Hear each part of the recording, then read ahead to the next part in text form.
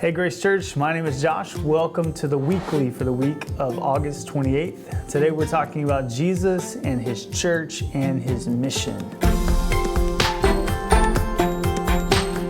So for the last 20 weeks, we've been walking through the book of Mark, and then this week we landed on the foundational passage, maybe my favorite passage in the whole book of Mark, where Jesus reveals to us what He is doing.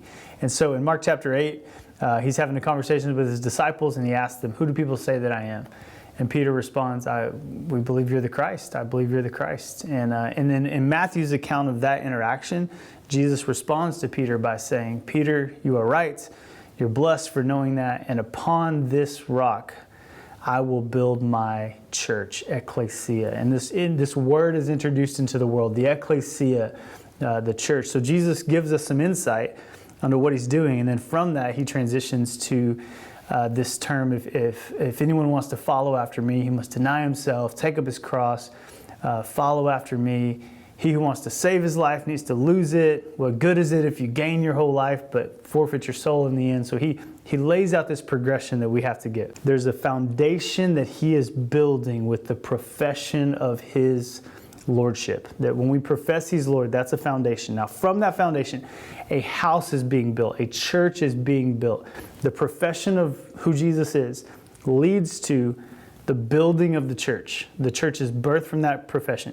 And then the people inside the church, they live a certain way that we called cruciform, that they live a crucified life in the world as servants, as messengers, as the ongoing work of Jesus, that the church's job is to continue the work of Jesus through service and cruciform life in this world. And we are a people under a profession. So does that make sense? That's the progression. Jesus, who He is, builds the church, and then it leads to people living cruciform lives. Now that's not always how it plays out in the world. So we talked about the three different views of the church that are currently circulating in culture. So the first view of church we looked at was what we called the heritage view of the church.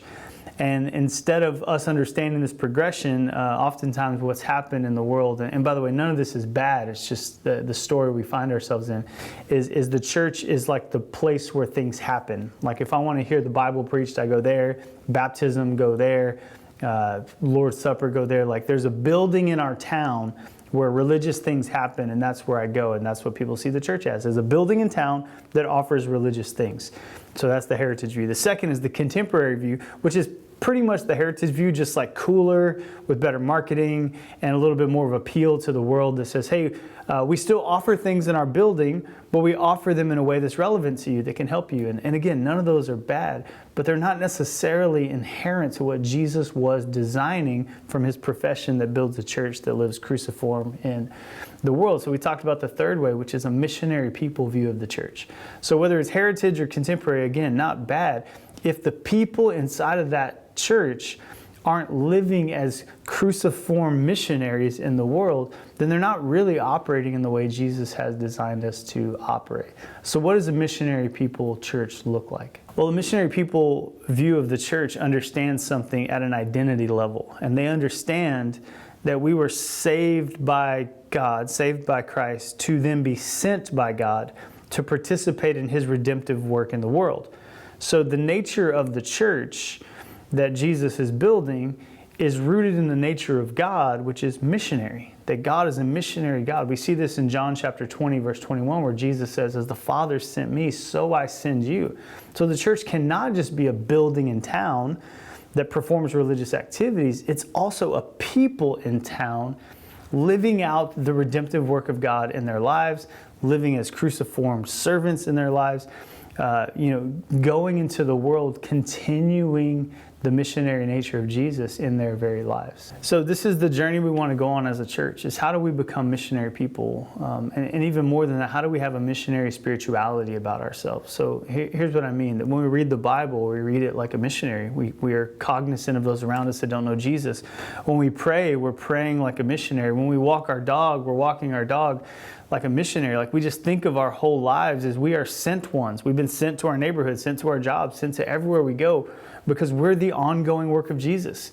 He gave us His Spirit, He sent us out, and we are His ongoing work. We're participating in his redemptive mission in the world. So the way we read our Bible, the way we worship, all of that is different. And we believe that God daily goes before us and we are daily invited to join him. That's what the church is. And then once a week, we do gather in a building as those who have been called out. And yes, we provide sermons and services and communion and baptism and all that stuff, but that is not the primary reason we exist. The reason we exist is for people outside of the church to see the redemptive work of Jesus that is available to them. So this missionary people identity is what we want to get our minds around. And by God's grace, we want to become that type of church. So in a couple of weeks, we have our vision series where we're going to talk about this more. But this is kind of the prequel to the vision series, saying what is true north for the church and how do we start to align ourselves towards Jesus' true north for his church.